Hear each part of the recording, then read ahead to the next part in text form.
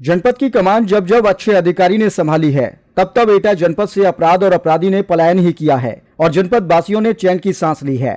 मेरी इस बात का सरोकार किसी राजनीतिक पार्टी से नहीं, अपितु अच्छे अधिकारी से है। एटा में जनपद में काफी अच्छे अधिकारियों ने कदम रखा। ज्यादा ही अच्छा कार्य जब जब अधिकारी द्वारा हुआ, उसको तब तब जनपद से तबादला ही मिला। फिर उन अच्छे अधिकारी में शुमार IAS विजय किरण आनंद जी ही क्यों न रहे हों। खैर, सरकारों को जो भी मंजूर हो, हम सरकार नहीं, हम केवल जनता को अपनी स्याही से सच का दर्शन ही कराने मात्र के सिपाही ही हैं। जनपद एटा आजकल पुनः अच्छा अधिकारी वरिष्ठ पुलिस अधीक्षक के रूप में पाकर खुशी से झूम रहा है। एक ऐसा अधिकारी जिसने हर मामले में लगाम लगा दी है। इस अधिकारी के आने से जनपद अपराध नियंत्रण में बहुत हद तक कामयाबी पा चुका है। एक एक करके अपराध नियंत्रण में लगे वरिष्ठ पुलिस अधिकारी ने ऑपरेशन थाना अलीगंज क्षेत्र के तहत एक अवैध शस्त्र फैक्ट्री का भंडाफोड़ किया है। डॉक्टर इला मरन के नेतृत्व में चल रहे इस ऑपरेशन की कमान को अपर पुलिस अधीक्षक श्वेता पांडे को सौंपी। तात्पर्य इस पर कार्य करते हुए अपने खुफिया तंत्र के माध्यम से एक फैक्ट्री को पकड़ने में सफलता हासिल की। क्षेत्र में गुप्त तरीके से पकड़ी गई इस फैक्ट्री में कार्य होते हुए संचालक को बने अदबने असलहों के साथ गिरफ्तार किया गया। गिरफ्तार संचालक सुधीर कुमार पुत्र नेकराम निवासी ग्रेबर अजदुल्लापुर थाना अलीगंज, जिसकी उम्र 42 वर्ष को गिरफ्तार किया गया। यही नहीं, खंगालने पर गिरफ्तार सुधीर कुमार का आपराधिक इतिहास भी दर्ज निकला है। मुकदमा संख्या 42/2019, धारा 3/5/2025, मुकदमा संख्या 152/2026, 3/5/2025 में दर्ज है। साथ ही जिस वक्त ये संचालक गिरफ्तार हुआ, उस समय 2 बने हुए 315 बोर के तमंचा, एक अदबना तमंचा, एक जिंदा कारतूस 315 बोर, एक खोखा कारतूस 315 बोर, 9 कारतूस के पैंदी वाले हिस्से, 9 तमंचों की नाल और भारी मात्रा में तमंचा बनाने वाले उपकरण बरामद हुए। फिलहाल इस फैक्ट्री के पकड़े जाने के बाद क्षेत्र में पुलिस की इस कार्यवाही पर चर्चाओं का बाजार गर्म है। थाना अध्यक्ष अलीगंज राजकुमार सिंह, उप निरीक्षक घनश्याम सिंह, कांस्टेबल अरविंद सिंह के सामूहिक प्रयासों से ये सफलता हाथ लगी है। सुमंत यादव की विशेष रिपोर्ट।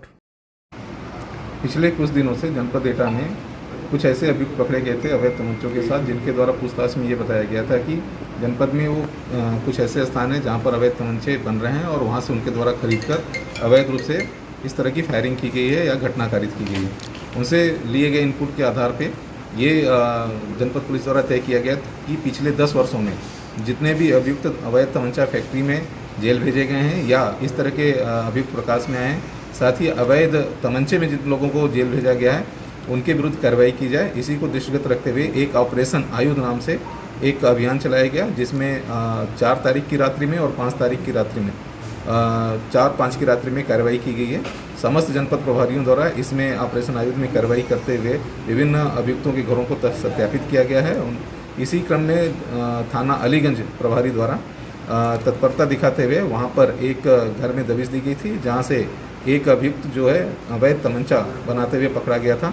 जब वहाँ पे विस्तृत तलाशी ली गई तो घर में विभिन्न प्रकार के उपकरण और अवैध तमंचा बनाने के विभिन्न उपकरण भी बरामद हुए थे। उनको आज जेल भेजा जा रहा है।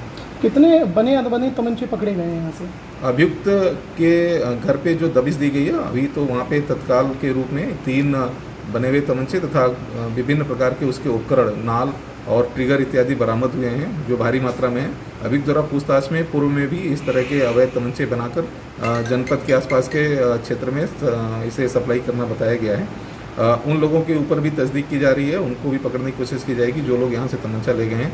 साथ ही इससे और भी विस्तृत पूछताछ की जाएगी कि इसके द्वारा और कितने तमंचे बनाए गए। सर, पूर्व में भी ये व्यक्ति जेल भेजा गया है।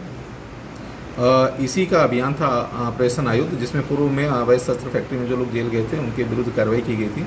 2019 में ये अभियुक्त पूर्व में भी अवैध शस्त्र फैक्ट्री में जेल गया था और कल भी इसको इसी क्रम में चेक करते हुए पकड़ा गया, जिसमें इसके घर से बरामदगी की। सर, ये हथियारों को कहाँ पे खपाता था ये?